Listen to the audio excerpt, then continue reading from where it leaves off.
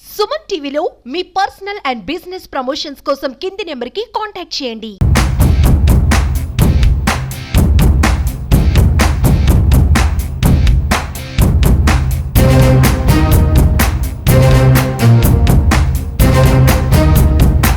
అప్పుడు ప్రయాణికులు ఎవరు లేరండి, ప్రాణ నష్టం జరగలేదు, ఎవరికి గాయాలు తగలలేదు. ఇప్పుడు దర్యాప్తు జరుగుతుంది. దర్యాప్తు జరిగిన తర్వాత ఎందుకు షార్ట్ సర్క్యూట్ కాదా అని మనకు క్లారిటీ వస్తుంది. 7:30 పొద్దున 7:30 గంటలకు ప్రమాదం జరిగింది.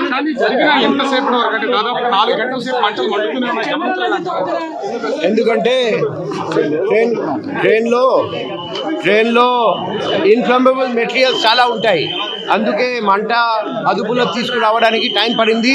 కానీ ఫైర్ సర్వీసెస్ డిపార్ట్మెంట్ చాలా చాకచక్యంగా, చాలా మంచిగా వెంటనే స్పందించి అదుపులోకి తెచ్చారండి. ఇప్పుడు బాగీస్ కూడా మేము ట్రాక్ నుండి షిఫ్ట్ చేస్తున్నాం. త్వరలో నార్మల్ మూవ్మెంట్ రిజ్యూమ్ అవుతుంది. అది ఎప్పుడు రిజ్యూమ్ అవుతుంది అది రైల్వే అథారిటీస్ మీకు తెలియజేస్తారు. కారణాలు అంటే ఆగి ఉన్నదాంట్లో ఏదైనా షార్ట్ సర్క్యూట్ ఏమైనా అయ్యి ఉండొచ్చా? కొందరు ప్రయాణికులు షార్ట్ సర్క్యూట్ వల్ల జరిగిందని చెప్తున్నారండి. కానీ కారణం ఏమిటి?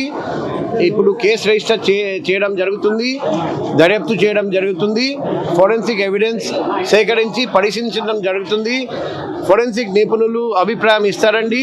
మా క్లూస్ టీమ్ కూడా వస్తున్నారండి. ఆ ఫోరెన్సిక్ ఎవిడెన్స్ చూసి మేము ఫైనల్గా క్లియర్గా క్లారిటీతో సహా చెప్పగలం. అది ఈ ట్రైన్ ఎప్పుడు మరి స్టార్ట్ అవుతుంది అది రైల్వే అథారిటీస్ మీకు చెప్పాలి. మేము దర్యాప్తు గురించి మాత్రం చెప్పొచ్చు, అగ్ని ప్రమాదం గురించి చెప్పొచ్చు. జిఆర్పి చేస్తారండి, ఎందుకంటే ఇది జిఆర్పి పరిధిలోకి వస్తుంది.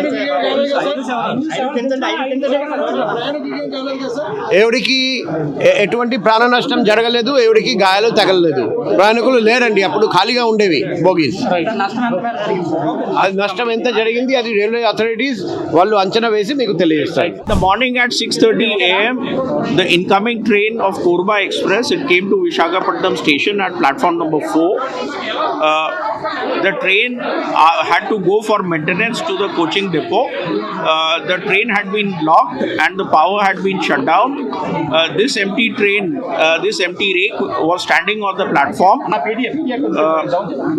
At around 9:20 a.m. our RPF staff who was patrolling the platforms, he noticed smoke coming from the B7 coach. He immediately alerted the fire brigade and accordingly all the railway staff available at the station, they also came with backup to douse the fire. The efforts to douse the fire started immediately after that. Once the fire brigade came, the efforts to douse the fire were intensified. As per the protocol, the two adjacent coaches were left attached to this particular coach and the rest of the rake has been taken out to the coaching depot.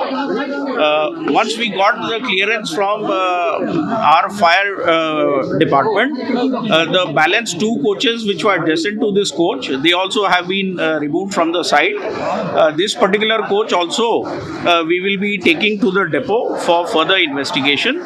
Since it's an empty coach, therefore there have been no injuries and no casualties.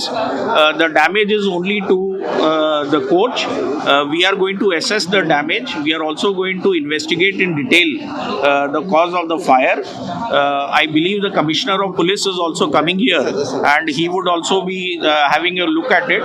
I spoke to the district fire officer also and he has also seen the coach and done a preliminary examination of the coach. The detailed investigation of the coach will be taking up from today itself, and the train Tirumala Express which is linked to this particular train, it will be going right time. We will be providing an alternate rake for making it go right time from Visakhapatnam. Railway ప్రమాదానికి సంబంధించి మనతో మాట్లాడడానికి assistant district fire officer Simhachalam గారు మనతో ఉన్నారు. ఆయనతో మాట్లాడారు. Sir చెప్పండి సార్, విశాఖలోని ఎప్పుడు అనివిని ఎరగని రైతులు ఇప్పుడు అగ్ని ప్రమాదం జరిగింది. ఎంతో మంది నిత్యం ప్రయాణికులు ఇక్కడ వస్తూ ఉంటారు రైల్వే స్టేషన్స్కి. ఎలా జరిగిందంటారు సార్? ఇది జనరల్గా మాకైతే అరౌండ్ 10 గంటల 3 నిమిషాలకి ఫైర్ కాల్ రావడం జరిగింది. వెంటనే ఇమీడియట్గా ఇక్కడికి 2 వెహికల్స్తో మేము వచ్చాము.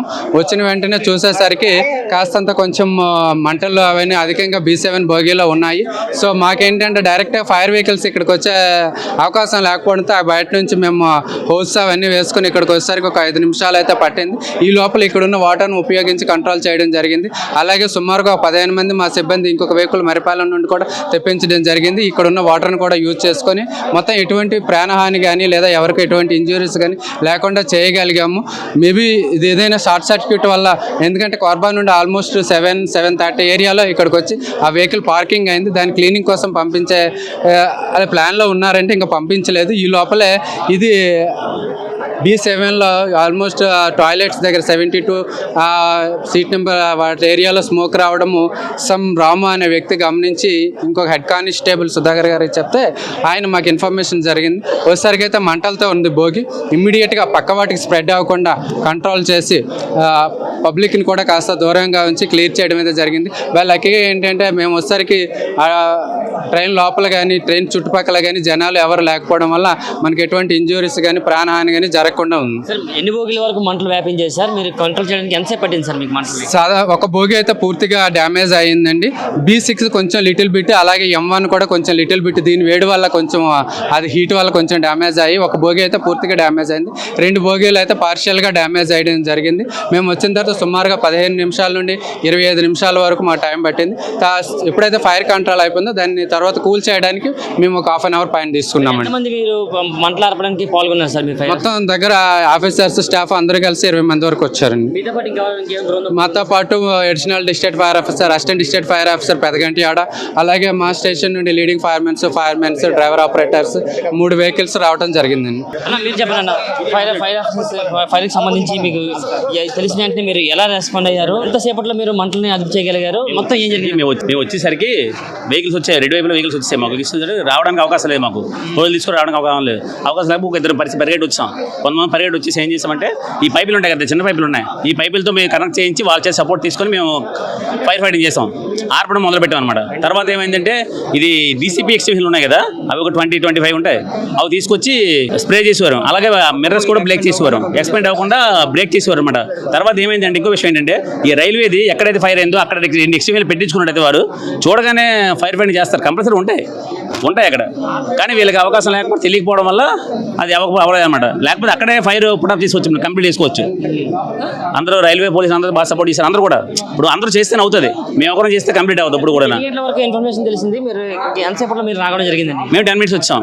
10కి ఇలాగా ఫోన్ చేశారు, 10 minutes వచ్చాం. మేము 10 minutes వచ్చేసి మేము కంప్లీట్ చేసాం మ్యాక్సిమం. ఎందుకంటే ఫైర్ ఎక్కువైపోయింది, ఏసీ రూమ్స్ అవన్నీ, ఏసీ వల్ల మెటీరియల్స్ బ్లాక్ అవడం వల్ల ఏంటంటే స్మోక్ బయటకు వెళ్ళేది కాదు, హీట్ అక్కడే ప్రొడ్యూస్ అయిపోయి ఎప్పుడైనా సరే చిన్న ఫైర్ అయిందంటే ఎక్కువ ఎక్స్పెండ్ అవ్వడం కారణం ఏంటంటే అది ఒక ఏసీ, దాని చూడు ఫోమ్ మీటర్స్ అవన్నీ ఉంటాయి.